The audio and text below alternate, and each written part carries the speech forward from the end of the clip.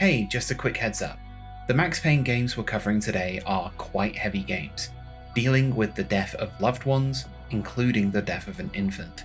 And also addiction plays a big part, primarily in the third game, but it's kinda throughout. There's also a lot of violence considering the games are intense third-person shooters. If you're unsure, I've got a link to a website in the description with a bunch of triggers on it. I've tried to be as comprehensive as I can. So we've been in an interesting place lately with re-releases, remasters, and remakes. We've seen old classics get a new lease on life, with Night Dive swooping on in with Quake 2, doctoring it to the point that it was one of my big games of 2023, and there's also their incredible remake of System Shock as well. We've also seen Demon's Souls getting a fully fledged remake for the PS5 launch library. First off, that game is quite hard to pronounce, isn't it? Secondly, I have never played it, so I can't attest to whether it's any good or not, but I think a fully fledged remake like that is most definitely noteworthy, especially considering it was part of a launch library. Also, I can't forget all of Capcom's wonderful collection releases. They're taking me for a ride again, and I've reformed Team Bisexual. We've even seen some real weird deep cuts get re-releases, like, I don't know who out there was asking for a re-release of PO'd, except maybe for me a few years ago, when I needed HD footage for a freelance contract I was working on. It's cool that it happened though. I need to stop this before it becomes a Night Dive I love you, but also Night Dive I love you. One set of remakes has been on my mind though, and that's been the set of remakes for Max Payne 1 and 2, coming from Remedy. Remedy as a studio have been on one hell of a journey since Max Payne. One with highs and huge fears. Like with Alan Wake and that game's and the studio's future, the peculiar experience that was Quantum Break, and how formative it ended up being for the utterly wonderful Control and Alan Wake 2. They'd made not only a name for themselves, they'd built a mythology. But where does Max, dearest of all our friends, fit in, if he even does? And also, what about this sad bald dude here? You know, Max Payne, the third of his name. Hey, my name's K.Galaxia, and I'm here once again with a video that, well, probably none of you asked for, but I recently replayed Max Payne 3, and I'm here to make it your problem now. Oh, I'm sorry, darling. Today we're going to revisit the Max Payne series, and then talk a little more about these upcoming remakes. See what could maybe be learned from Max Payne 3, and also see if Max fits in this wonderful little world that Remedy have put together, and where Max Payne 3 potentially fits in too. But hey, before we talk about Max on fire, or whatever funny joke you have, we need to go back to the night the pain started. Stand by, 1010, investigator reported disturbance at Acer Plaza. 10-4 dispatcher, verify address. It's Acer Plaza, repeat, Acer Plaza. Max Payne came out way back in 2001, and it was published for PC by 3D Realms, and also published by Gathering of Developers, with console ports coming out further down the line being published by Rockstar Games. Yeah, that Rockstar. Keep that in mind because it's going to get real important real soon. If you experienced the ravages of time by me saying way back when talking about 2001, then well, if you're sitting bisexually, which, if you're watching my channel, you definitely know what that means, change legs now. Originally going to be called Max Heat, where'd they get that name, the side of a hairdryer? The name Max Payne hilariously got settled on after they got the rights to the name Max Heat. It was also going to be an isometric shooter, a bit like Crusader or the first Postal, until they were convinced to make it a third-person game. We do, however, live in a world where that isometric version happened, on the Game Boy Advance of all places. In the UK, it was actually a major part of the advertising for the Game Boy Advance SP Tribal, in which Mario canonically got a tribal tattoo. I don't know if Princess Peach is a fan, but I didn't see that tattoo in Odyssey, so, you know. Make your own narrative. Much like other shooters at the time, Remedy took their inspirations from cinema. Whilst the Duke looked at John Carpenter by way of Arnie, Caleb took his cues from horror, Bitterman and Doom Guy from Aliens. Yeah, I bet you didn't know the guy from Quake 2 was called Bitterman, did you? Lo Wang, I don't think you can do that, guys. All of these guys were also looking at Army of Darkness. I live again. Hail to the king, baby. Meanwhile, Max Payne was looking at classic noir detective stories with femme fatales, and also at John Woo movies and a little bit of Norse mythology. There's also a very funny elephant in the room. Max's big gimmick was slow motion gameplay, or bullet time, enabling slow motion and bullet dodging, adding a very cinematic flair to the frantic action. During the game's development, there was a pretty major movie release. There's a very good chance you've heard of it. It had slow motion, it had sweeties, it had trans allegory that I only picked up on after I came out and rewatched it again recently. I just thought, you were a guy. Most guys do. I'm not very smart. And it also had the hottest someone has ever looked, both in terms of temperature, because oh my goodness, that looks incredibly warm, and also hot because, oh goodness, they are hot. Yeah, it's just a little movie called The Matrix. What the hell? Holy shit. Yeah, so, The Matrix happened. And the comparisons, mods, all that jazz, all started coming out the woodwork, which I find funny because, well, they were being made at the same time, and the comparisons nowadays are everywhere. Not to say that Max Payne didn't lean into that on occasion, I just think it's neat that two major groundbreaking pieces of media were being worked on next to each other, both doing cool slow motion stuff. It definitely didn't do a number on my brain, not at all. Anyways, I've spoken a lot about Max Payne's development, but we've not really spoken about Max Payne, you know, the game. So maybe we should do that? You want to do it? I mean, talk about the game. That's what I meant. Let's do that. That's such a stupid segue. Just a quick heads up for this section, I'm gonna quickly, or as quickly as my rambly brain lets me go on for this section, I guarantee the YouTube chatters are gonna call me out, go through the plots for Max Payne 1 and 2. So naturally, there's gonna be some very major spoilers here, but I think it's important to cover this stuff before we talk about Max the Third. If you want to hear this stuff in more detail though, here's some people whose videos I wholeassedly recommend. Okay, friendo, we good? Let's go. So, Max's journey starts as we saw before. Max at the top of Asia Plaza. Everything done, vengeance enacted. Before we plunge ourselves back to Max's lowest point. Listen, someone's broken into my house. Call 911. Is this the Payne residence? Yes, someone's broken into my house. They're still here. You have to... Good. I'm afraid I cannot help you. Who is this? Hello? Michelle!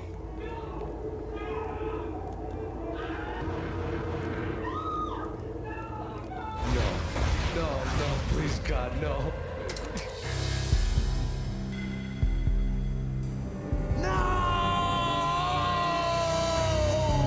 A NYPD cop originally. After this tragedy, he transfers to the DEA, and so begins his tale of vengeance.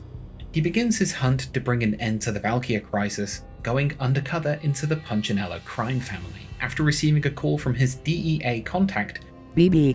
he heads to a meetup at Roscoe Street Station, where everything goes from bad to worse.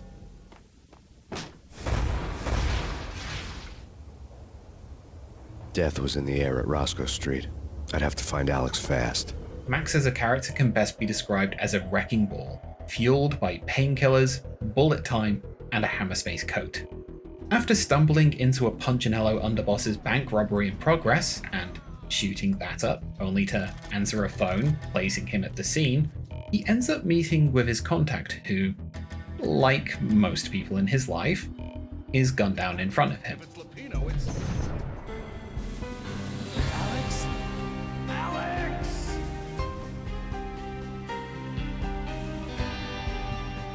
Now placed at a bank robbery and framed for the murder of an officer of the law, I don't really see how things can get worse for him. Ladies and gentlemen, it's the pain in the butt. Ah! Well, that'll do it. So now, Max, hunted by the police and hunted by the Punchinellos, after they got potentially tipped off by Lupino, who is he's a guy we'll meet real soon, starts getting phone calls from strange, powerful men, and now we've got a fully fledged mob war going on, with the Russian mob joining in. Nothing really is going great for Max.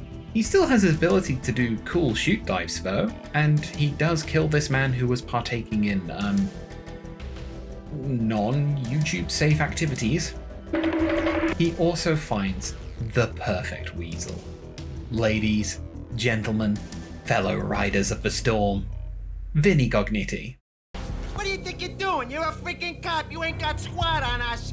You can't just come in here waving your piece like it meant something. Yeah! Oh my God! Oh God, you shot me! Ah!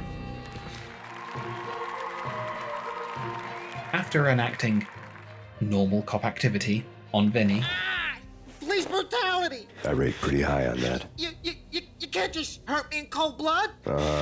Just keep telling yourself that. we end up in Ragnarok. Nice. Also, before we continue, can I just shout out Ragnarok? It looks like the kind of place you would expect to see in Vampire the Masquerade Bloodlines, and I hate clubs, but I would bust it down Freako style here. I would do that, but alas, this pose is comfy, but I'll give it my best shot. That's so stupid. Anyways, we make our way to Lupino's sanctum, and Jack Lupino was crazy, all right. Mythic wolves, let loose to devour the sun and the moon. Lupino is the wolf. I'm Mr. Beast.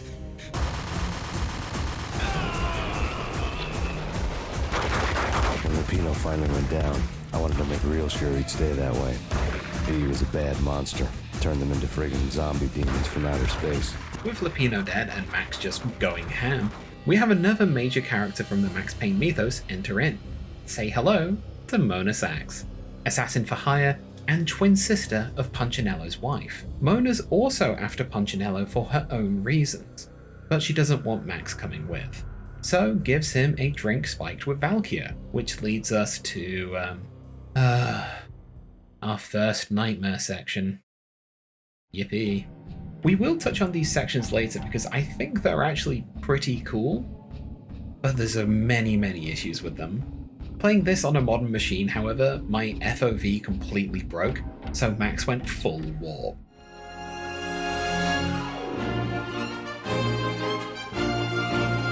When I was in the hallways, I had to utilize this camera, which, he's got a big bum. And then I had to use this camera when I was traversing the chasm from Doom 2.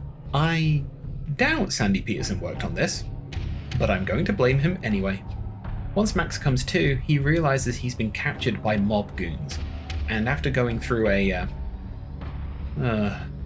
mandatory stealth section,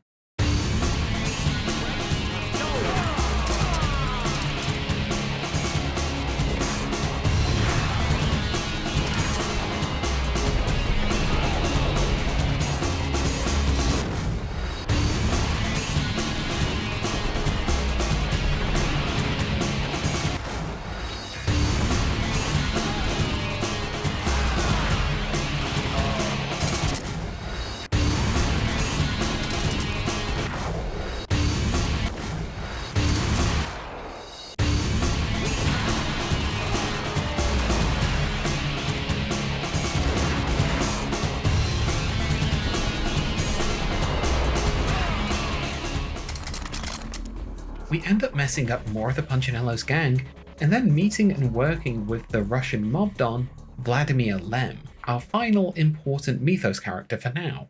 I am going to make you an offer you can't refuse. I've always wanted to say that. At this point, we enter what I like to call the welcome to the video game section of this video game, in which we kill dudes and then go aboard this tanker and get all of the guns. And we also give Vlad a majority of the weapons in the process, which will definitely not come back and bite us in the ass. After this, Max goes to Punchinello's restaurant after organizing a meeting with him, but the restaurant is a trap and gets set on fire. This map is kind of here basically to show off the fire effects, which I know sounds a little cynical, but look, in 2001 these effects were really fucking cool. Anyways, Vladimir just kind of reappears and gives us a lift to Punchinello's manor. It's kind of funny how Vlad takes Max everywhere, like he's, 10 years old and going to a sleepover, except he's going to Frank Castle, this fucking place. Outside my door. Hurry. He's coming for me. You gotta hurry. Please. I could hear Punchinello on the phone begging for help. He should have been saying his goodbyes. Punchinello was a pushover. The moment I stepped into the room, he folded like a deuce before a royal flush. No, wait. I was just doing what I was told. I couldn't refuse. She's someone high up. Government, maybe. I don't know. He was trying to buy more sand for his hourglass. I wasn't selling any. We discover that Punchinello wasn't calling the shots, but she was. Enter our big bad, who, hilariously, is played by Sam Lake's mother. Anyway, she gives Max a lethal dose of Valkyria, leading to, you guessed it, another nightmare sequence. This one's not much better. In fact, it might be worse. It does make up for this with some trademark Remedy weirdness, though. There was something disturbingly familiar about the letter before me. The handwriting was all pretty curves. You're in a graphic novel. The truth split my skull open, a glaring green light washing the lies away. All of my past was just fragmented still shots, words hanging in the air like balloons. I was in a graphic novel. The truth was a burning green crack through my brain, weapon statistics hanging in the air glimpsed out of the corner of my eye, endless repetition of the act of shooting, time slowing down to show off my moves, the paranoid feel of someone controlling my every step. I was in a computer game. Funny as hell, it was the most horrible thing I could think of. It also reveals some key plot elements, namely why Max's family was targeted for death, with Max's wife learning about the Valkyria project during her work for the DA. But playing through this nightmare is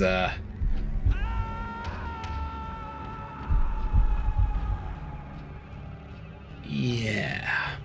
Also, okay, I feel like I'm taking too long to explain all of this, and Act 3 is mostly exposition that I think is cool, but I think you won't really miss out on me not mentioning it in this video, and it would be a cool surprise for you to discover it if you play this. So we're just gonna fast forward through the video and...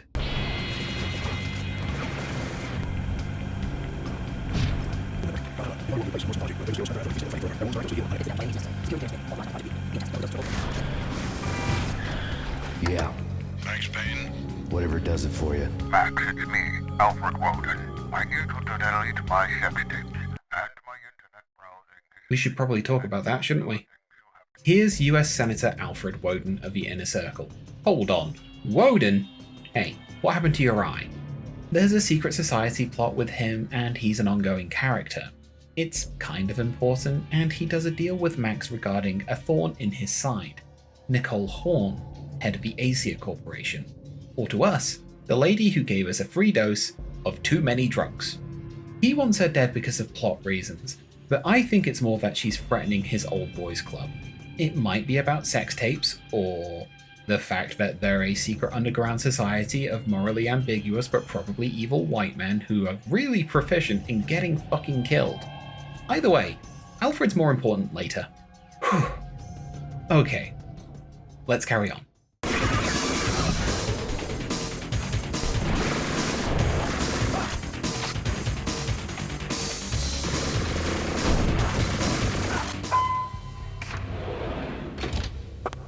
Mona, looking good. Max, we gotta stop meeting like this. It will be a cold day in hell before I let a narc cop stop me. Miss Sachs, do your job. Relax, Max. You're a nice guy. I don't kill nice guys. Ladies, gentlemen, those who lieth betwixt, Mona Sachs. She doesn't kill nice guys. It seems like the best possible outcome for Max, because it seems like, he's met a girl, she likes him, he likes her, and, they could have a couple of shoot diving children, maybe move to a nice house in Joyce. gunshot boomed and she fell down in slow motion. Look, she's friendly with Max, and the game was released in 2001, so I don't know what you were expecting, but When the elevator came back down, Mona was gone. There was a lot of blood, but no body. So, now that Mona is either dead, alive, or a secret third thing, there's only one thing left for Max to do, and that is kill the shit out of Nicole Horn.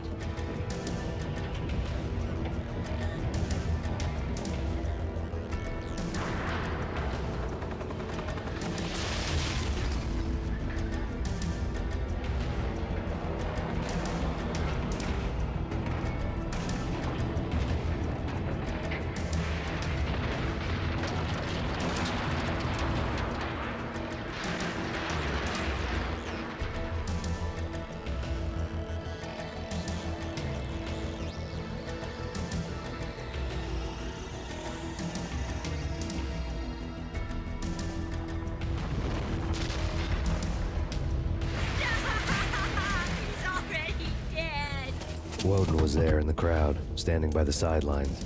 It wouldn't be over till the man with the patch would say so. He'd say the right words. I knew he would. He'd better. Woden grinned smugly. It was the grin of a winner. That made two of us.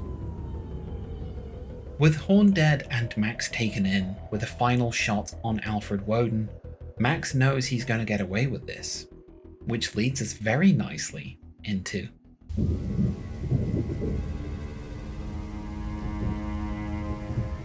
Max Payne 2, The Fall of Max Payne, named as such because Max has finally been diagnosed with dyspraxia, is probably my favourite in the series. This game's story is a little easier to go over for Max Payne 1, because we're using a few familiar bits and pieces from that game, and as a story, it feels a little more focused. So, like Max Payne the first, the second game starts right at the end.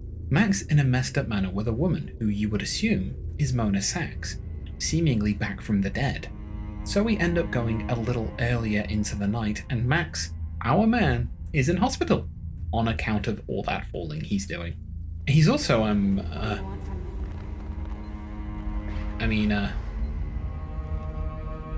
was in hospital earlier this year. I didn't get to do any of this.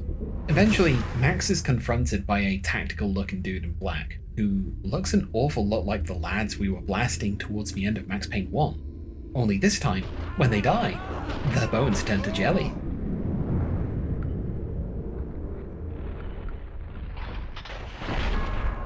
After moving on around, we run into Jim Bravura, a name you hear a lot in Max Payne 1's graphic novel segment. He was the deputy chief of the NYPD who appeared on numerous broadcasts. It's really nice to put a name to the, Oh. We then get introduced to another character who also has a chronic case of the dead, a case that Max claims to have caused. And then we get another time skip. Aha, a trick so nice they did it thrice. Before we continue our time-skipping adventure, we need to do our very own time skip. So hey, come join me as we travel back in time. Hey, welcome to 2002. I look like Pence from Kingdom Hearts 3. Don't ask why. So back in 2002, Take-Two, owners of Rockstar and many other companies, announced they had purchased the franchise rights to Max Payne from Remedy for quite a pretty penny, and also were paying Remedy to create the sequel. And remember Rockstar? Well, this time they're back, in publisher form. I wouldn't say they've had any impact on the storytelling this time though. No, we have another game for that to go. Whoa! Feel that? That's the warp of time, babes. Let's head on back. So, it's 2 years on from Max Payne 1. Max, now reinstated in the NYPD, pulls up to a warehouse owned by the dearest of all our friends, Vladimir Lem, after shots were heard in the area. I need backup. Unknown number of armed perps inside. Possible hostage situation. 10-4, backup is on its way. I'm going in. Investigating as the officer on scene, Max enters the warehouse and canonically watches a full episode of Dick Justice. So, you don't have a name for your gun? Hello? Hell no. You do? Well, yeah, kind of. Hey, let's hear it. Well, I call it Dick Justice. And also meets a cleaner who says he can get Max upstairs to the gun factory in the most not at all dodgy way imaginable. You didn't hear anything suspicious just now? No. Oh, wait! You mean the gun workshop upstairs? Take me there. Move. Sure, officer, if that's what you want. You know, officer, you cops got it easy. All you have to do is... Herb's disguise didn't fool me. He was leading me into a trap. So, yeah, it turns out the Squeaky Cleaning Company are cleaners in, like, a Kenny Omega kind of way, but with less bisexuality, video game references, and, kneeing, and more in the case of brutal murder. So, they're nothing like Kenny Omega. Sorry, Kenny. I love you. With all potential witnesses to what's going on in the warehouse being incredibly dead, the last thing for Mac to do is blast his way out of there, when suddenly Mona returns after suffering a lethal dose of bullet head, and gotta say, girl, you're looking good. Another character for the wall of hot people in video games who have traumatic head injuries but seem to be doing just fine. It's a specific niche, but there's a lot of entries.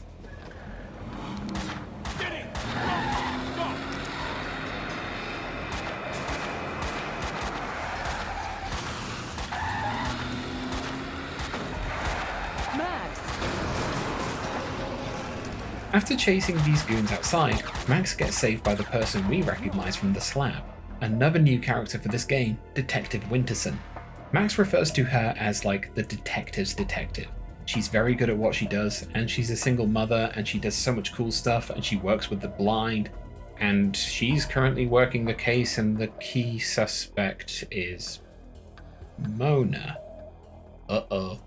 Max, meanwhile, is placed on the cleaner's case as Lieutenant Bravura. Sorry, British. As Lieutenant Bravura puts him on the weird things. So it's off to go see Vlad at his new bar, Vodka. Or is it Vodka? You might recognize this building. It used to be Ragnarok, except now, all its character has been stripped away. Hey Vlad, you're on thin fucking ice, buddy. No taste. Anyways, it's a Max Payne game, so you know this place is under attack, with Vladimir taunting his attackers with your presence. Max also meets the coolest guy who has ever lived. It's Mike the Cowboy, Vlad's right-hand man. Hey, Mike, total hypothetical, but if you were ever to betray me, I want you to know I would kill you last. The man laying siege to Vodka, however, it's our boy. You'll love to see him. You, maybe hate to hear him. It's Vinny Gognitti. You fucking pay for this Russian, you fucking pay! My hero! You saved my life! I could kiss you!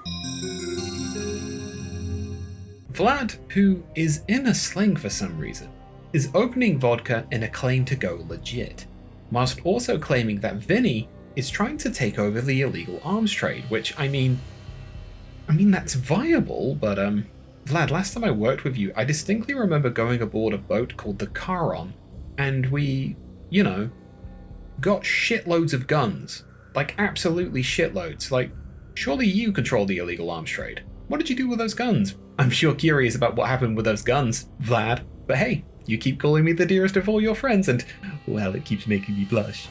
Anyways, Max, who, I guess has plenty on his mind, decides to call it a day and head back to his beautiful $3,000 a month flat, bills not included, no pets, to have a nightmare. Gotta be said, these are a marked improvement on the sequences from Max Payne 1, with no thin ledgers and a bit more of Remedy's weirdness. This time Max is dealing with feelings of guilt regarding his knowledge of Mona that he's withholding, and the fact that she's back from the dead. And that the cops will cop him if they find out, and that everybody he loves dies. Oh, and there's someone at his door in the nightmare. And in real life! Ooh! Anyways, it's Mona, who knocked the door and then went down the corridor and then came back. Okay, girl, you do you. She's here to let us know that there's a contract out on Max and herself, and that the cleaners are on it, which we become acutely aware of. Sniper! They found me. This was a mistake. Wait, Mona. So we should probably run and dive and shoot guns and form an army with the elderly? Oh, no, you won't. Get out! Get out! No one's driving me out of my home. We also discovered that these guys have been keeping tabs on Max for a while, and that these guys are a pretty crack team. Oh, and that Max Payne as a game is still really funny. I wasn't happy about the way the cleaners were doing their job. So we've had a little bit of comedy. We should whiplash back hard with the fact that Max has been on a downward spiral these last 2 years and... Thank you for calling Dangerous Liaisons. For Candy, press 1. For Sandy, press 2. For Mona, press 3. You press 3 for Mona. Hi, this is Mona. What's your name? I just need someone to talk to. Honey, this is a phone sex line. All we do is talk. Right. It's... How do you fix something like that? How do you make amends? I thought it would help, but it only made it worse. Just give me your credit card number and I can listen to you all night. Killing them all only made it worse. It didn't bring them back. Hey, what are you, some kind of weirdo? Sorry, this was... Sorry. Yeesh. Once Max is out of the apartments, he heads to Mona's hideout and one of my favourite locations in the game, an abandoned house of horror dedicated to the in-game TV show Address Unknown, a very Twin Peaks inspired show in universe. It's a neat little level with one of my favourite lines in the series. A funhouse is a linear sequence of scares. Take it or leave it is the only choice given. Makes you think about free will. Anyways, we find Mona in a shot that has a lot more Mona than I was expecting on an ultra wide. She lets Max know that the cleaners have been hunting down people who are aware of the inner circle. Sex Tape Alfred's secret society from Max Payne 1. I forgot I called him Sex Tape Alfred. Despite the inner circle being, gunned down, Alfred seemingly managed to reform the inner circle. Well, I mean, I guess that's feasible. There's plenty of mediocre evil white men in the world. Look at them. Aren't they so pathetic? Luckily, Mona knows a guy within the circle who they can get info from. So they go and find him in his fancy apartment before he gets, scrubbed from the record.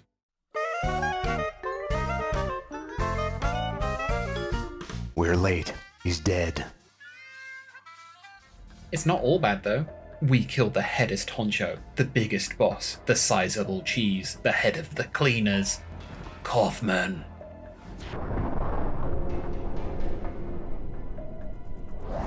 Find him, take care of him.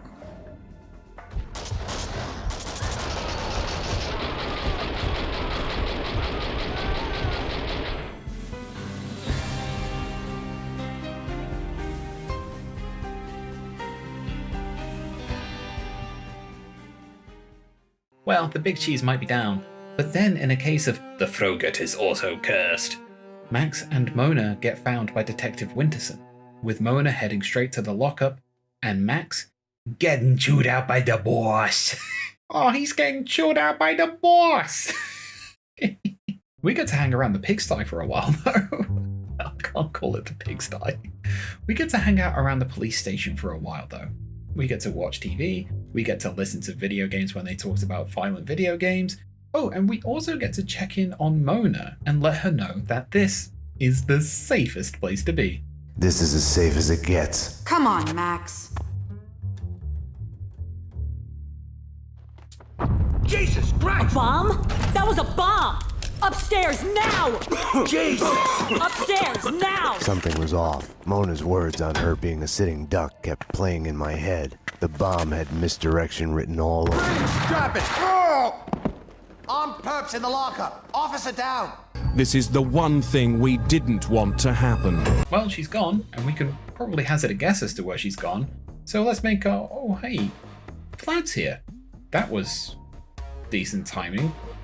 So Max decides to take the lift from Vlad. Vlad tries to get Max to target Vinny as the mastermind for the cleaners and everything else, whilst talking cryptically about fate, and come on, this guy is heading the cleaners?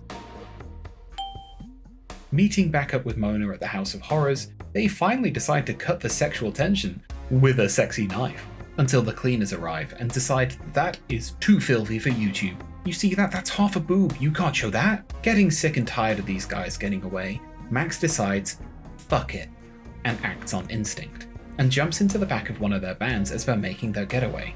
In doing this, Max ends up at their headquarters, which is a building site just outside of the city. It's here that Max learns that the tactical guys are in fact the cleaners. Cleaners had shed their skins. This was their turf, no need for disguises anymore. I actually really like this act because we see the same mission from different perspectives. First of all, playing through as Max until he takes the fall of Max Payne, and then as Mona, as she watches over Max, as he takes the fall of Max Payne. After playing in Mona's perspective, watching her be super cool because she's really awesome, or in my case, she's really competent at dying. You trust me, right? I'm good at video games. Throughout Mona's perspective, we hear police sirens getting closer and closer to the building, until eventually they're called away. She catches up with Max, but Winterson is still on the scene. Max is torn. On one hand, Mona's a fugitive, and Winterson, as far as he knows, is just doing her job.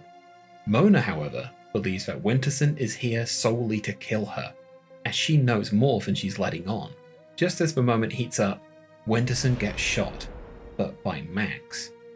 As he's telling Mona to get out of Dodge, Winterson, with her final moments, shoots Max in the back, plunging him down below. This is the fall of Max Payne. I had a dream of my wife. In it, I murdered her for my lover. We're losing him. Multiple gunshot wounds. Pupils blown, head trauma, God only knows what else. He's in shock. Start 2 large bore IVs, get him to ICU. After a nightmare sequence with Max dealing with the crippling guilt of loving an assassin and betraying the Force, and by extension, the memory of his wife, we're back. Back in the hospital, back at Winterson, and back being stared down by this guy. After a pretty tense game of cat and mouse, which is more enjoyable than Max Payne 1's bat section, and killing what feels like a veritable clown car of cleaners, Max finally relents and visits the man who can give him answers. Wotan. I mean Woden, who appears to be on his last legs after being diagnosed with cancer and it's terminal. This illness has caused him to lose grasp on the inner circle, which is now experiencing a mutinous civil war. Max asks if it's Vinny, but we all know the answer. The mutineer is Vladimir Lem. Finally, do you feel that, Max? Do you feel it? That's Vladimir Lem, and he's biting our ass, and not in a way I find cool or sexy. Fueled by that Max Payne 1 energy, Max makes his way to Vodka, or a Vodka, to have a nice, gentlemanly conversation with Vlad so they can settle their differences. Politely, just kidding, you absolutely blessed that place up.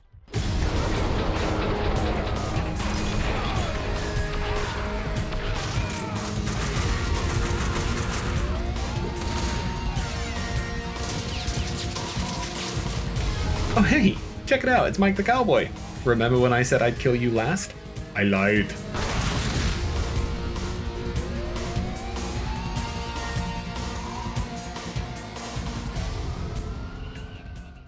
So Vlad wasn't at Vodka, but what was there was an answering machine with evidence that incriminates Winterson, and also there's a whiteboard drawing with a costume that might look familiar, and it's a plan to assassinate Vinny, a plan which involves elaborate cosplay and a bomb, which is honestly so stupid. It'd work. So Max should probably do something about that, right? Okay, so there's a small section in the next level that I really like. This entire next level has you sort of in between a mob war between Vinny's guys and Vladimir's guys, and you team up with 3 of Vinny's guys because they think you're the backup, and it's like you're teaming up with 3 extras from The Sopranos. You start killing cleaners in the streets, and then another guy from the Punchinellos appears, and he's like, What you doing with this guy? What is this? What the fuck are you doing with him? He's a cop. Max Payne. What did you bring him here? He tried to kill the boss earlier. You're a dick. Anyways, I highly doubt that stupid assassination plan.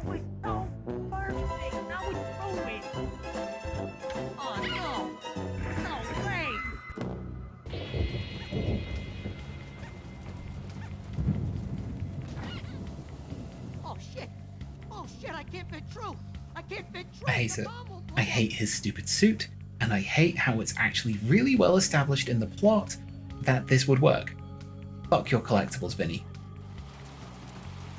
No, Payne, what are you doing? What are you doing? Those are priceless collector's items. Payne, what are you doing? Oh, shit. Oh. If you were a man who was worth his salt, this would all be Hatsune Miku. The worst part is, this works. Vlad was waiting for Max and Vinny at Mona's hideout. We shift perspective to Mona and play through a level that feels like a return to that mission from Max Payne 1, and we discover what remains of Vinny Gognier.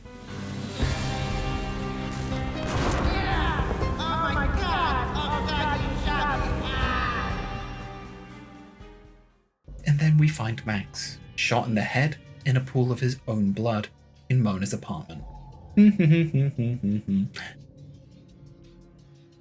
What? You can't give me shit, half of you romanced Garrus Vakarian. Back in Max's perspective, moments before getting shot, we see Vlad and Max having a gunpoint conversation.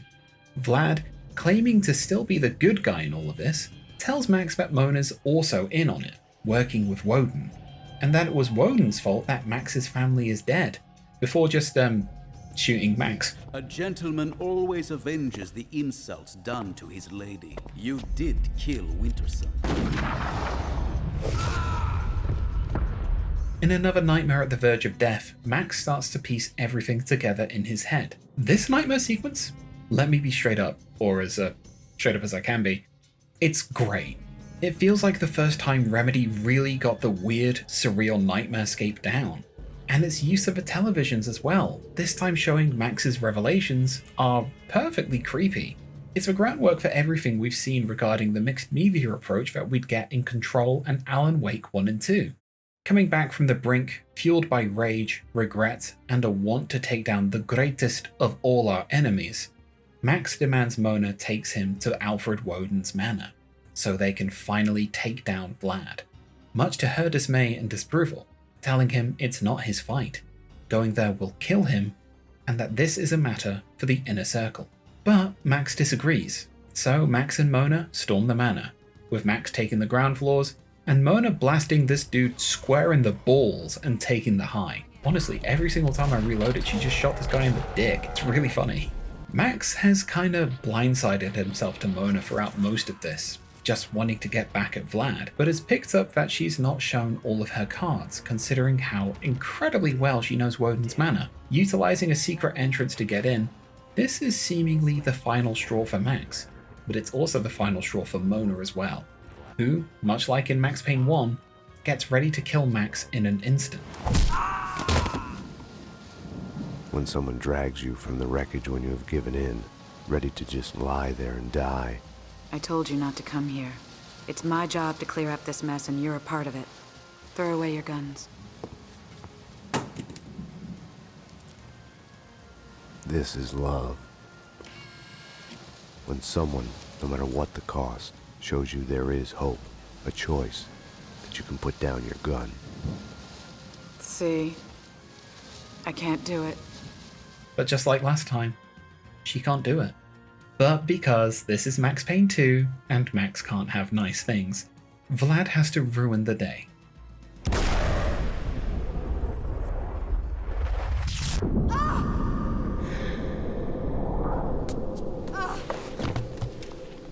I was so looking forward to you two killing each other. You can't have everything. I am getting real sick of this guy. Why don't you go back to being the Poets of the Fall vocalist? That guy was charming. Woden, deciding he's had enough, decides to take matters into his own hands. The killing has gone too far. I have only begun. It's better to reign in hell than serve in heaven. You flatter yourself.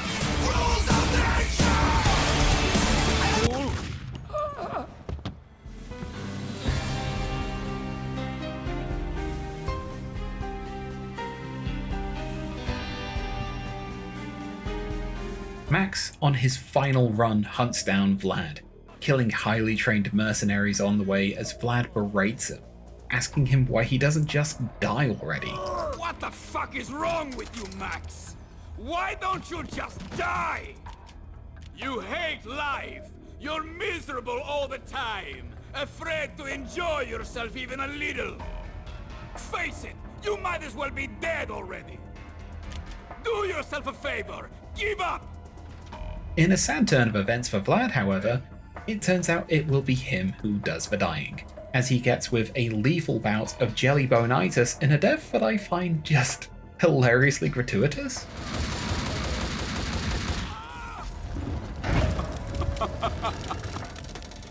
That was... Max, dearest of all my friends. I was supposed to be the hero. Man gets shot, falls a huge height, and then just gets set on fire at the end of it. Like, it's a lot like when Nicole Horn dies. All it really needs is Max just walking up to Vlad afterwards and doing a Jack Lapino on him. Anyways, Max refrains from doing that, and returns to Mona, who dies in his arms. And we learn that that kiss from the beginning of the game wasn't one of passion, but a final kiss goodbye. As Max is finally found by the NYPD, and the credits roll, but not before we get what, to me, feels like the perfect place to end the series on. I had a dream of my wife. She was dead, but it was all right.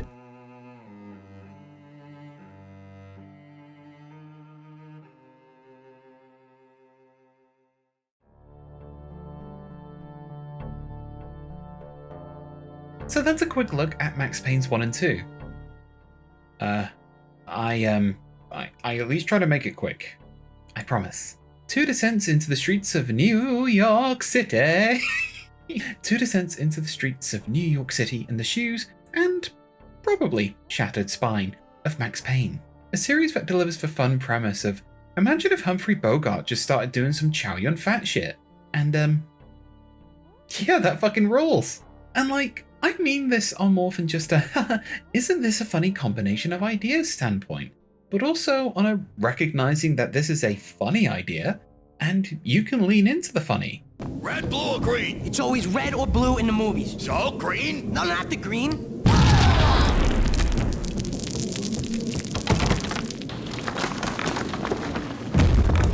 It's also a fucking cool idea. I mean, check out the gameplay.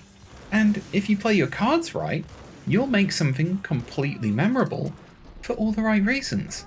Max Payne is a dark tale of a man's emotional, self-destructive downfall which just happens to have a radius of a tactical nuke while he's being manipulated by outside parties who see his destructive potential with very little regard for his safety. It's also a game called Max Payne. It's about a man who shoots guns and kills nearly everything in his path. It is ludicrous, it's hilarious, and that is for brevity a game like Max Payne sorely needs. It's a game that likes to have fun with in-game TV shows that mirror the rather dark events of the games, showcasing the team's love for different genres of media, like Lords and Ladies period drama campness, Captain Baseball Bat Boy's cartoon antics, and Address Unknown's Lynchian love letter stylings, which bleed into the game itself. Oh, on that by the way, can I please have some of the Lynchian Address Unknown cookie cola? And then maybe afterwards, if you're feeling very kind, maybe you'll give me a pint of Casey. Hey wait, also you will have seen these throughout the video, but the comic book storytelling sequences. A friend of mine described them as having this beautiful zine-like quality to them, and I fully agree. They're such a fun way to deliver exposition and character moments with this beautiful mixed media.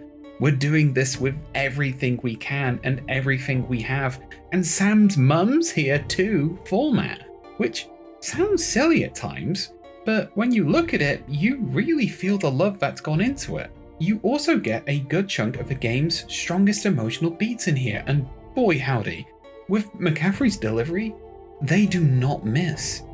It's Remedy through and through. These are two games as well to me that are perfectly contained. The cast of characters, all with their own arcs, all with their own endings. By the end of Max Payne 2, the vast majority of key characters are just complete. They're either dead, or, well, with Max Payne 2 they're most likely dead. Or they are Max, who seems to have finally hit some form of peace. As a series, Max Payne is dark, it's funny, it's all kinds of things, but I would also say that by the end of Max Payne 2, it's a series that ended. Well, you've seen the runtime.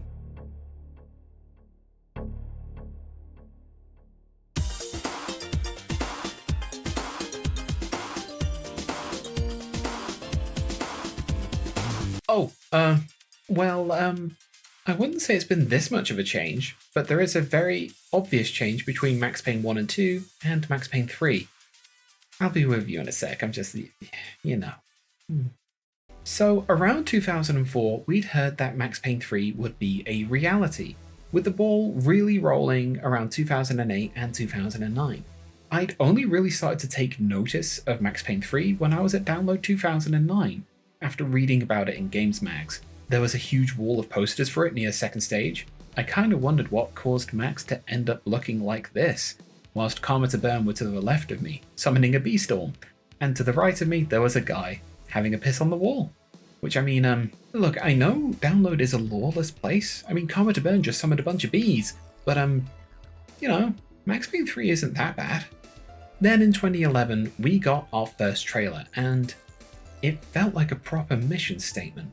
Gone was the Arctic grey veins of New York, and in was the oppressive warm hues of Brazil. This was our first look at Max Payne 3. No longer a Remedy joint, but a Rockstar one. And you could tell. Now, I know I spent a hell of a long time talking about Max Payne 1 and 2, but I felt it was important to. Not just because I adore those games, but that it's important to note that so much of what was in those games is gone. Or at the very least, it is different. Also, look, before we continue, I know the YouTube thing, okay? I have been a video editor for one gender and 10 years, okay? I know the entire and people start shitting their pants rhetoric. Maybe there's a close-up zoom, maybe it went a little inverted, maybe we're hitting them Ghost Adventure filters, and I'm challenging a Banshee to a fist fight. It's me, I'm Z-Dog Zach Bagans. You can't stop me, I'm gonna get blown by a ghost. Oh wait, that was Dan Aykroyd. Now, if you're willing to let me just quote renowned party animal and unstoppable chaos juggernaut Lance Storm for a second, let me be serious for a moment. I think Max Payne 3 is one of Rockstar's best games. It's easily in the top 3 for me. Now please, don't tie me to a pyre for being a witch for not including Vice City and San Andreas. I didn't own a PS2, so don't hate me for not having one, hate me for having the GameCube and the best version of Soul Calibur 2, in which I didn't actually main playing as Link. I actually mained Nightmare, Keelik, and Cassandra, and now whenever I think about that, I have unrealistic life goals. It's a game where Rockstar actually picked a lane and made an incredibly solid, very fun shooter, and no indecisiveness regarding how open or how closed it should be. Now, I recognize that that's probably quite confusing with me saying that because Red Dead Redemption 2 is in my top 3 games, but I need you to know that I enjoy Arthur Morgan as a character. Okay, no, I know my reputation, I'm going to cast that to the side for a second. I actually really like Arthur Morgan as a character. I think he's Rockstar's best protagonist, and I admire him from an artistic standpoint. I would also absolutely love to be the lady who gives him the deluxe bath and maybe give him a little kissy and everything. And okay, I'm sorry about that. I'm getting sidetracked again. It's time for us to get sad.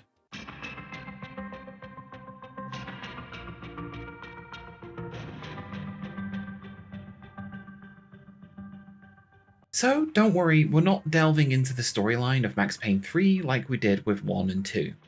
I don't think it's entirely necessary, as I don't think it'll affect the remakes that much. And Max Payne 3's storyline is, I have some issues with it we'll get into. I just think in the scope of what I want to talk about here, I don't need to go much further than its base premise, its inspirations, the gameplay, and a few plot beats. I will warn you though, there will still be some spoilers if you intend to play Max Payne 3 yourself. Will I still go on about this game for ages though? Babe, it's me.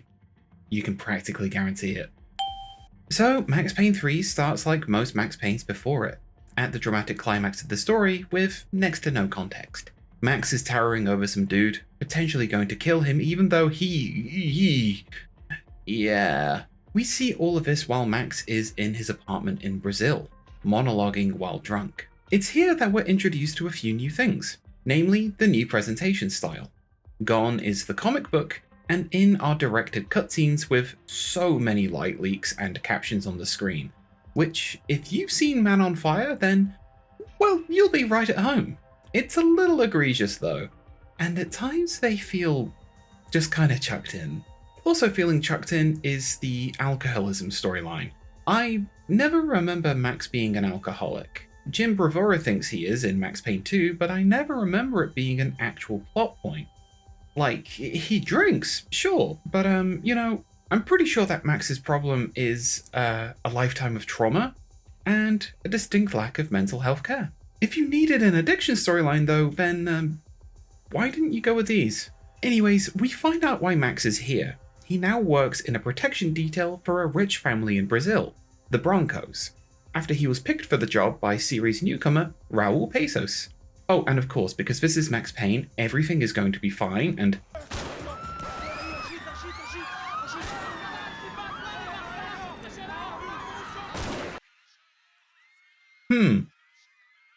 Now you're probably looking at this and thinking, this isn't very Max Payne. And hey, I'm with you on that one. Everything here feels different. Same for James McCaffrey's delivery, who, no surprise at all, he absolutely nails it as Max again. Things had gone from fine to fucked up in about a second, and now there were two idiots at the wheel. Then we hit the gameplay.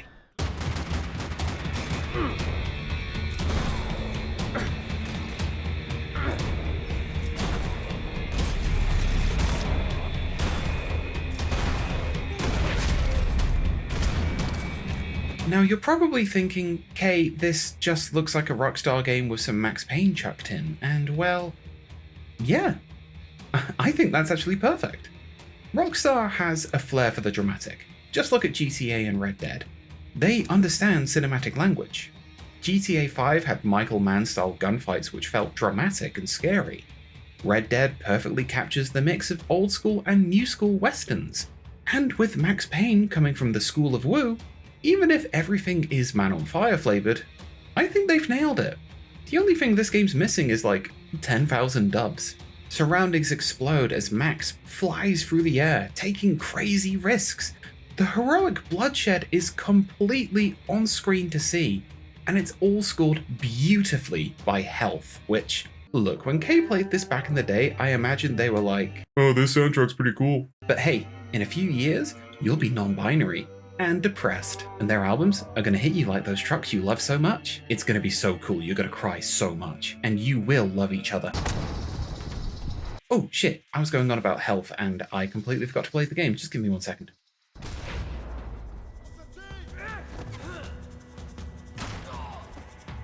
There we go, that's that sorted out, and... Hey wait, we should talk about that.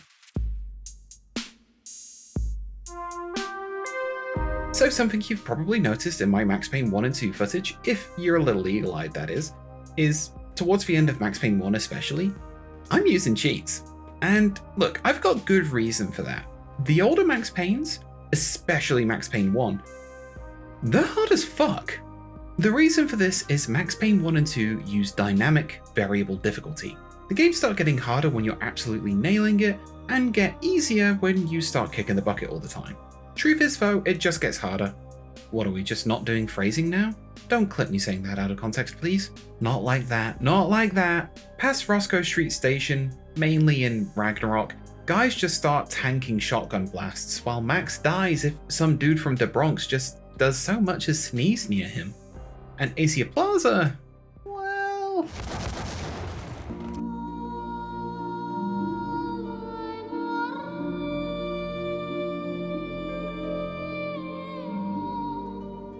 Well, the time does tip the odds in your favor a little, but it does feel like the game starts punishing you for doing the cool John Woo stuff the game wants you to do. I love strong tension, sure, but there's a difference between tension and whatever Max Payne's gameplay was doing. Now, I know some people will hear me complaining and just be like, oh, you just want to play easy games, and yeah, that's not a bad thing. I like the challenge Max Payne gives you when you start hitting missions like the messed up hotel. But Ragnarok onwards feels like punching yourself in the balls repeatedly. Trust me, if anybody knows that, it's me. I'm so good at busting my own pussy. I can't put that in the video. The flow of Max Payne 3, meanwhile, I think it's exceptional. The last stand mechanic you saw earlier, I think perfectly fits Max's somehow he never dies myth the games try to perpetuate. Something that Max Payne 1 and 2 definitely don't. It's also never a sure deal to work. Also, there's harder difficulties to play if you'd want, and one of them even gets rid of this mechanic. And maybe further continuing the stuff that I fear people might get mad at me for, I really like Max Payne 3's weapon system. Now, I can hear the old heads complaining already, maybe you too, and that's a-okay, but maybe you should hear me out because I'm cute and smart.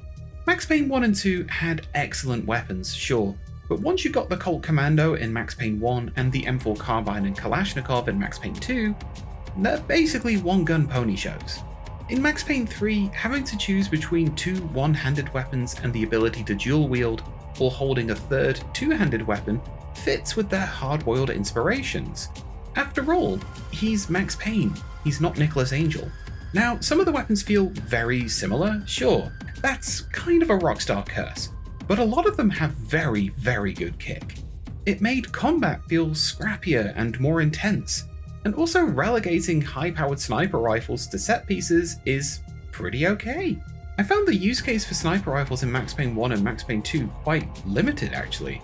In fact, I can only think of like a few missions in Max Payne 2 where I used the sniper rifle, and they're precisely the ones you think they are. Honestly, I can gush on for so long about how Max Payne 3 as a game plays. I love it. I love Max's heavy movement, I love that it's easier, and I love how they've hit the game feeling like a proper heroic bloodshed movie. But this is Max Payne, so I guess it's thematic that this is where the love dies.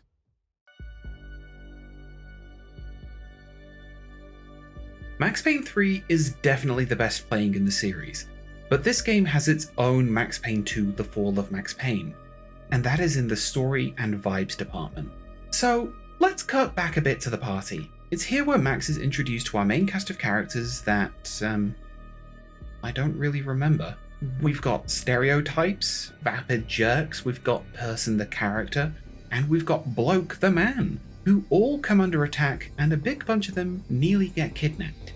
As we save them, we get introduced to the first group of antagonists, the Commando Sombre, as well as the Ufa, who are, well, they're jackbooted police officers, look at them. We also meet this dude, who is important later. I wish I could remember his name, I genuinely don't. Anyways, what's the best thing to do after a harrowing day of nearly getting killed and getting kidnapped? Why, going clubbing, of course. I mean, I'm happy the game's kept up the fact that Max is absolutely dog shit at his job. It's here that we get to know the younger Broncos a little better, and man, this prick is 9 years too early to sell me a digital ape. But you can see it, right? This guy would definitely be into NFTs. Anyways, you'll never guess what happens. Oh no, who could have foreseen? So Max, after fighting for a nightclub a bit like Collateral, which, by the way, great movie, I see what you did there, Rockstar, he saves NFT Guy and the sister who's a character in a set piece, which I actually think is pretty cool. But the boss's wife, Stefania? Give me 1 second, Oh, Fabiana. Thanks, Wikipedia. You're so cool and hot. She sadly gets grabbed by the ghoulies, and we have the game's catalyst for the majority of the runtime, and I don't care.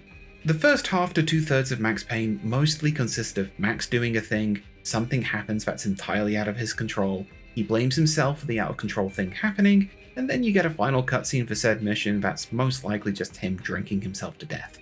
While I recognize you can chalk this up to Max's sharp decline in mental health, which, yeah, Max Payne 3 tries to do that, it just didn't land with me. Not to say that Max Payne 3 didn't have sections I enjoyed playing through. I loved the football stadium mission, the Commando Sombre outpost at night, the burning office building, the airport terminal with tears blasting throughout it is incredible, but I remember them as pretty cool set pieces to play through. I don't remember them as iconic moments in Max's tale. Max Payne 1 and 2 stories aren't exactly the most complex yarns ever spun, but they never needed to be. They had a great emotional core in Max and his journey, and ultimately, they were fun to play through as they handled their tone expertly, winding sardonic comedy and heartbreak into one great story. I remember Max Payne 2 fluently because I remember each story beat attached to each mission. Max Payne 3, meanwhile, mostly just stars Max in a story that happens to him, with his story being his alcoholism and getting over it, which he eventually gets over by failing super hard and then just shaving his head, which didn't cut it for me. While Max Payne 3 has so many exciting rollercoaster style moments, it feels like a total death march in tone. Every mission has a real miserable vibe, as does Max, and it starts to hit you that Max Payne 1 and 2 are long gone in terms of story, reference, and tone. That is until the second segment in New Jersey.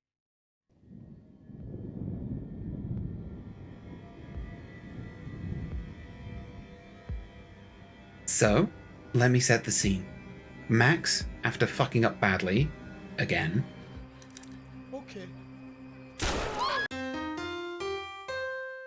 has a flashback to going to the cemetery one last time in New Jersey to visit the grave of his wife and daughter. It's the kind of gut punch I genuinely wanted this game to give me, considering I thought the whole thing was going to be set in Brazil. While we had a moment in New Jersey beforehand where Max killed some mob boss's son, which does actually play into this mission's story, this is what I wanted. If you're going to have a sequel for Max Payne, it's important to bring up his past, and having this moment of him remembering it before he moves on to Brazil could have been really effective. I don't like the line which implies that Mona was just a grief fling, which that is not at all how I read that. But maybe that's just a line they stuck in there. Who's to say? Having his grievance be interrupted by mob goons is the perfect kind of melodrama that would befall Max in this game, whilst maybe also being in line with the older games. So you go through the motions, shoot diving and taking cover between headstones, and honestly it kinda rules. And then you find Detective Winterson's headstone, and you hear this. Detective Valerie Winterson. One of my bullets is buried down there with her. I tell myself it was a tragic misunderstanding, an awful mistake. I tell myself a lot of things. All of it crap. This never made sense to me, and also feels a little insulting to people who played Max Payne 2. We know how Max felt at the time of him shooting Winterson. There's a whole nightmare sequence about it in Max Payne 2. But by Max Payne 3, he's completely aware that Winterson was going to betray him. The fact that he regrets killing someone who was definitely there to kill both him and Mona is wild to me. Also, the doubling down on the complete dismissal of Mona as a character and a partner of Max's was wild. Max had very intense feelings for Mona, which I would say stretched far beyond a grief rebound. The handling of Mona is terrible. You could make the argument about how Max's depression is making him feel like this, and also maybe a big part in his relapse as well. I know that depression isn't just miraculously cured. I'm proof in living VTuber with a big ass color, but it's handled so wonkily that I can't help but find it dreadful. We had a perfect ending, and then we get a new game which just kind of hand waves off a major aspect of Max Payne 2 very clumsily, whilst also to me at the very least, ignoring so many aspects of what made Max Payne so good. I recognize I've said this point a lot already, but I feel like it just hits. Max Payne 1 and 2 wielded twin Berettas named Brevity and Sorrow to weave a great tale. Max Payne 3, meanwhile, is an epilogue that no one asked for, that beats Max over the back of the head with a shovel because we can make him sadder. We have the technology. We had Max finally achieve peace until someone decided, nah, let's make him an alcoholic who's out of his comfort zone and make it very hard to watch sometimes, which Max Payne 3 genuinely didn't need. If I'm being honest, and admittedly very cynical, I don't even think Max Payne 3 needed Max Payne. Hey, Editor K here, just existing as a voiceover, and sorry if my voice sounds a little weirder. I currently have a cold, so I've been wondering where to fit this in, but I found out that there was a run of Max Payne comics meant to fit in as a build-up to Max Payne 3, as was the style at the time. So I figured I should check them out. They take place seconds before Max blasts Tony DeMarco Jr. in New Jersey, the event that sets Max in motion to escape to Brazil. I hate to sound like a hater, but I didn't care for them. So the premise behind them was to build out Max's story some more, experiences passed from childhood to becoming a cop, and the time between Max Payne 1, 2, and 3. And it's not something I felt Max Payne ever really needed. I didn't need to know how close he was to Alex Balder. We got that from their interactions. And I didn't need to know how Max felt about Winterson because Max Payne 2 covered that. I also didn't really need to know that Bravura genuinely cared about Max. I feel like the writing for Bravura as a character in Max Payne 2, alongside Vince Vivarito's fantastic performance, we kinda picked up on that already. It feels like the comic's primary purpose was to simply recontextualize Max as a character, to help set him up for this fall he takes before the events of Max Payne 3. So the Max we know from Max Payne 1 and 2 never really needed this comic, but the Max from Max Payne 3 did. To me, it felt like it fudges Max's emotions a bit to help them fit more in line with what Rockstar needed for the third game, with the main toys they played around with being Max's relationship with Mona and his feelings regards Winterson. There's also like a little interaction with Raul Pesos, which I don't think they intended to make Max come across as racist, but that's not great. It's a weird bag in that it feels like required reading for a game that had 2 entries beforehand, but now needs a supplemental draft that recontextualizes everything for the third game, and honestly does a pretty poor job of it. The fact that this also isn't readily available is a shame, but also the fact that it needs to exist is just, it's a weird thing that I think just compounds on top of my issues I already have with this game. Anyways, I just wanted to chuck this in here because I felt it would be important to address those comics. Okay, cool, I'm done rambling now, I promise. So enjoy the rest of the video, cutie.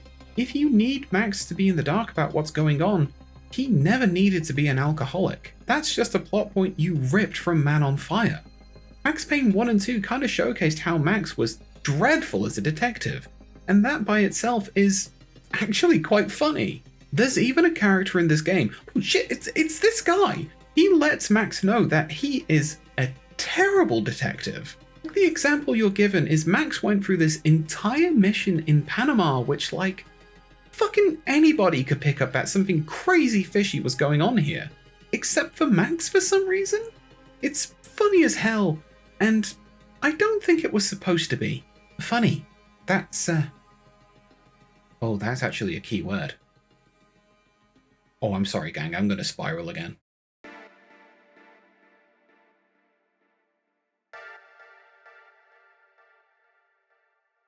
Okay, so this is definitely very subjective, but look, I have never gotten on with a lot of Rockstar's comedy in their games post GTA 4. I mean, for fuck's sake, they put Ricky Gervais in GTA 4 and I can't fucking stand Ricky Gervais.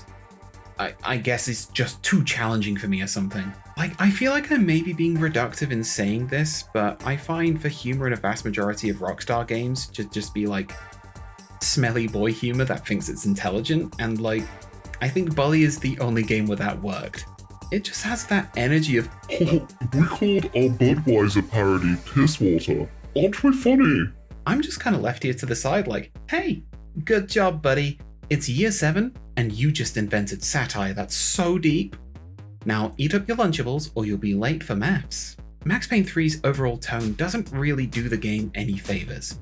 Max's self-reductive nature in 3 has transformed what felt like fun cynicisms in Max Payne 1 and 2 into just angry moans and complaints. It's got a real old man yells at cloud style to it.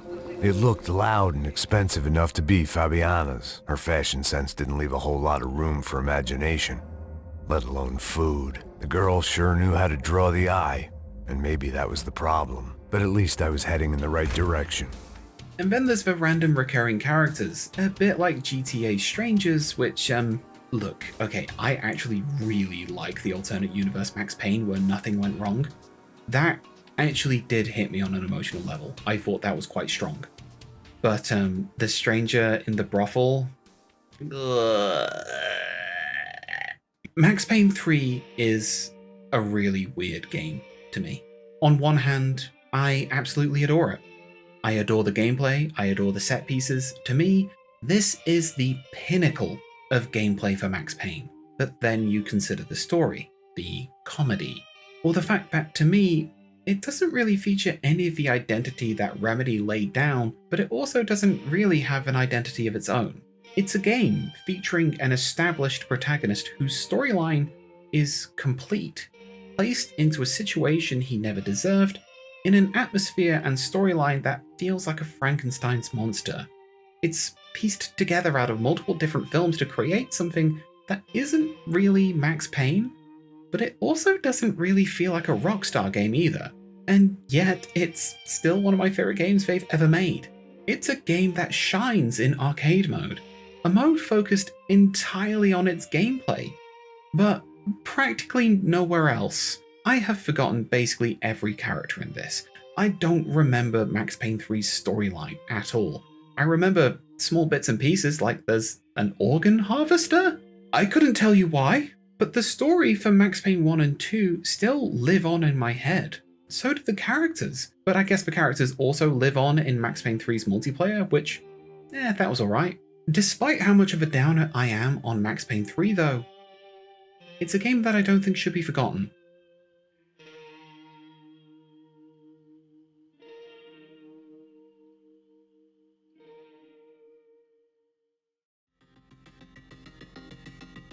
So, as I mentioned at the start of this video, Remedy are remaking Max Payne 1 and 2 in their Northlight engine, the engine used for Control and Alan Wake 2. These are remakes I'm hugely looking forward to, and am quite curious about.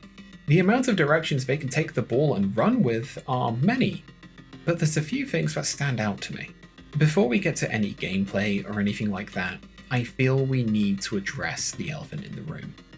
You probably know about the sad, tragic passing of James McCaffrey, the voice of Max Payne.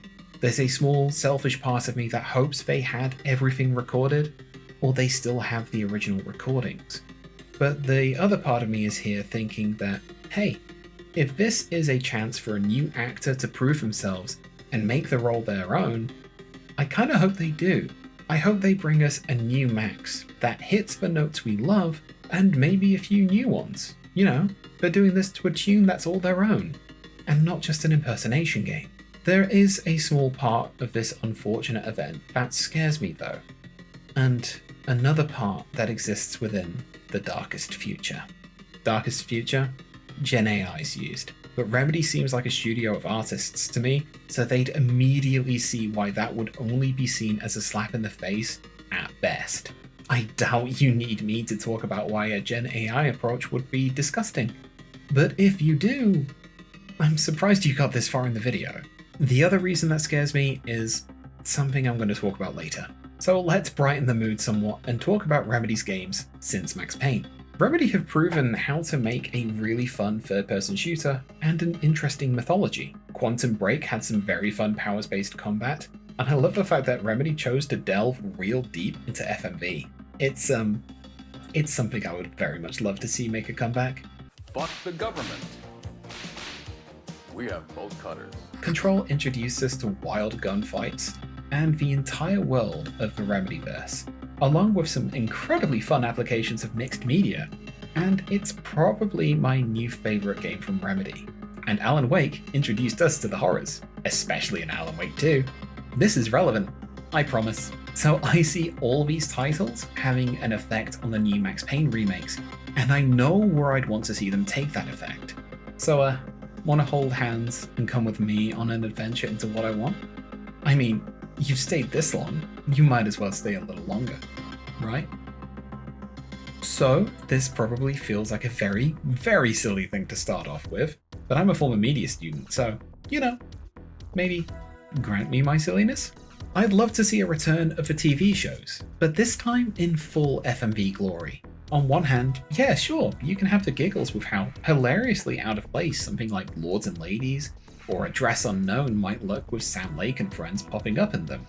But I think having them in FMV format would make their parallel storytelling nature hit quite a bit harder. And then there's the comic. I'd love to see the comic return in a style kind of like the Hotline from Control or the manuscript from Alan Wake 2. Maybe even blurring that FMV line with it being more like a motion comic. I loved their luck in Max Payne 1 and 2, but it'd be difficult to make something like that with the same magic again. But hey, what's a remake if not a place to try something new, yet familiar? One part I do feel quite strongly about though, is the mythology Remedy have made since, especially with Control and Alan Wake 2. At the start of the video, I wondered what Max's place would be in the Remedyverse. And if I can be honest, I think he fits in it, but I don't think he should know he's in it. I also don't think it should be overtly pointed at. I mean, hilariously, as we saw before, there is already a little bit of retrospective crossover. If we were to approach it today though, maybe some small knowing nods, like a rusted FBC warning or adverts for Alan's books, but I don't think Max should, in the slightest, be aware of the FBC. I think it's the kind of thing you could put in as an Easter egg, but not something you should wholeheartedly say, like, Max is in this game, and then Alan saved him, and then Jesse did a cool flying backflip kill on Jack Lapino, and then they all lived happily ever after in a nice house in New Jersey, and oh no, look out Max, it's happening again! I told you we would make our way back to the nightmares. Remedy has gotten incredibly good at horror.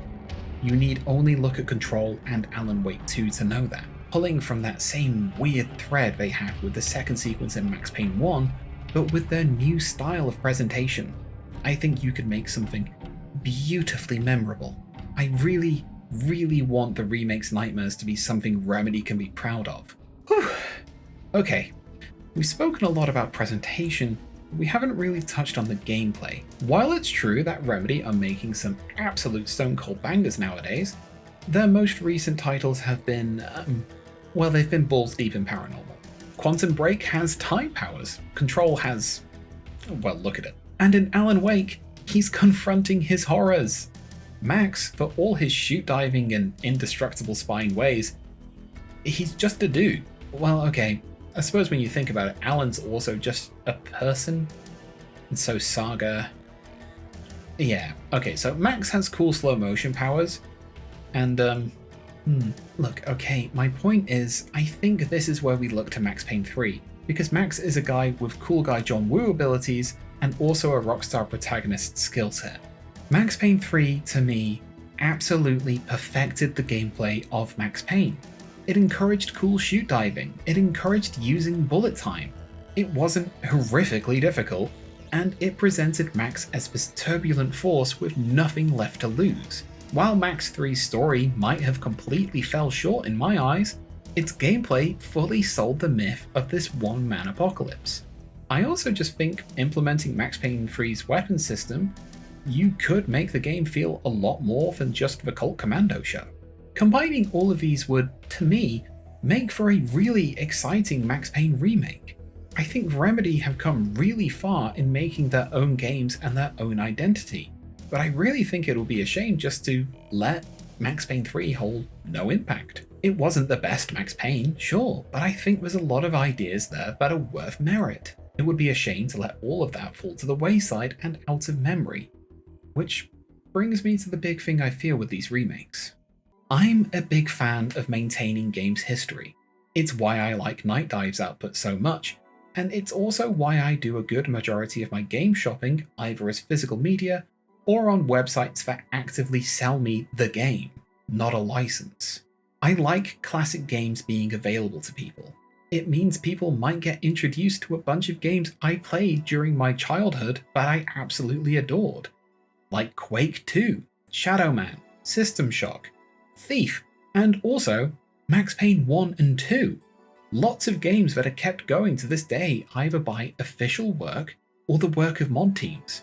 Max Payne was never built for an ultra-wide monitor that goes 3440 by 1440, and yet here I am playing it on a monitor like that. Did Max go warp speed? Yes. Did I get past that? Somehow. It was the nightmare sequences from Max Payne 1. I don't know how I did that. I pulled something out of my ass. Sadly though, when some games get re-released, it becomes incredibly difficult to buy a readily available version of the classic. Case in point, the GTA collection. I love GTA 3, I love Vice City, and I adore San Andreas. And I love now that they're in a remastered state that works, but also I think people should be able to access the classic titles at an affordable rate. And, well, look at the state of the world at the moment. Full retail price isn't exactly what I would call affordable for these games. As of me writing this video, you can't buy the classic games by themselves, and I think that is quite short-sighted.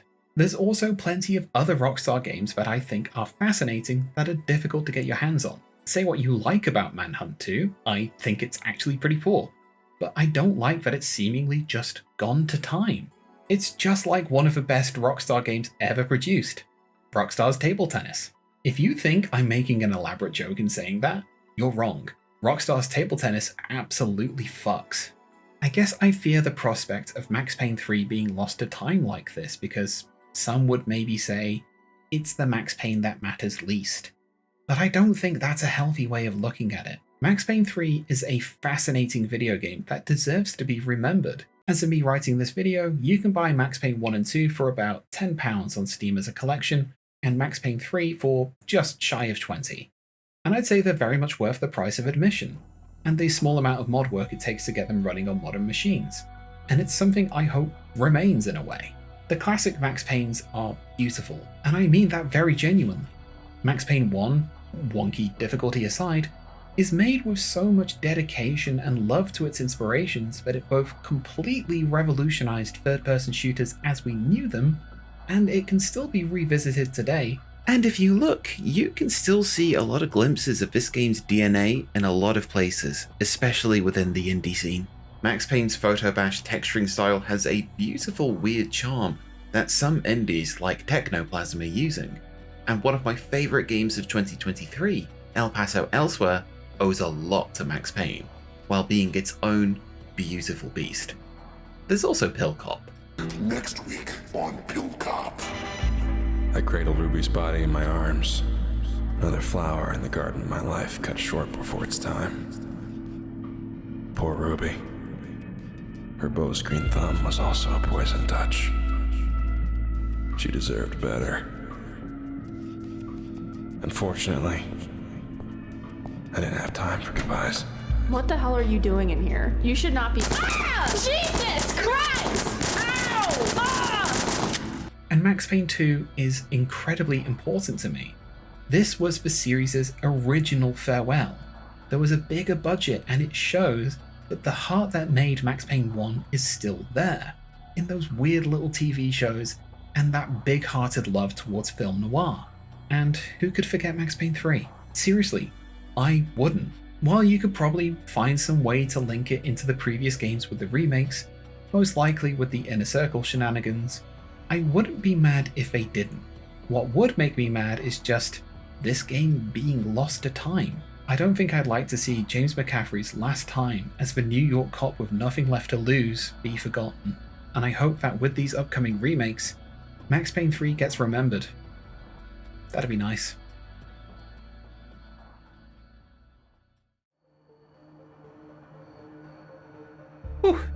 well, that's it. That was a long video. If you excuse me, I'm probably gonna K.Galaxia 2 The Fall of K.Galaxia into this big old bear right here. And maybe watch some Mystery Science Theater before I doze off. Thanks for listening to me talk about some games that are really, really quite dear to me. Oh, and also, if my voice sounds a little more different than you're used to, then I'm sorry, but I'm kind of trying some things. Gender, right? What a concept. Before I head off though, a few quick things. Please do keep an eye out for my streams over on twitch.tv/K.Galaxia, because I've got some exciting stuff hopefully coming up this year.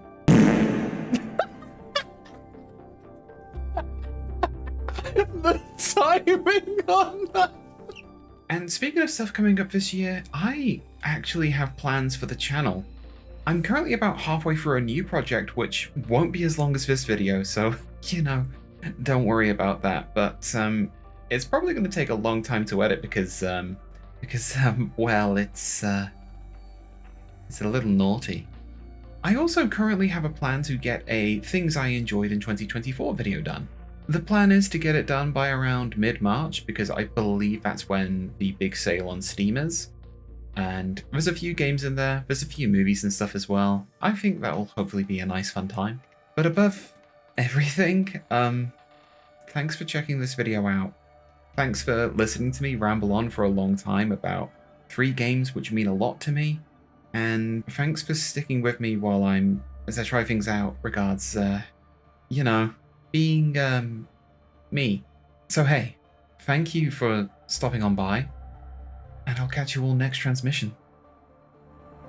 Hey, so this is the new outro. I won't normally be speaking through these, but these are the people who got me through making this video, which took a while, and I want to honor them. If you enjoyed it, it'd mean a lot to me if you checked out their stuff too. There's links in the description. These towers may change in upcoming vids, so do stick around for it. I had a lot of fun making this outro. There's also links to some of my things too, including a new Ko-fi I've set up. If you feel like tipping for this video, then that would be really damn kind of you, but please know it's never an obligation. But yeah, I've been working on this for a while, so at the very least, a comment or sharing this video around, or even just liking it, that'd be lovely. Anyways, like I said before, I'll catch you next transmission.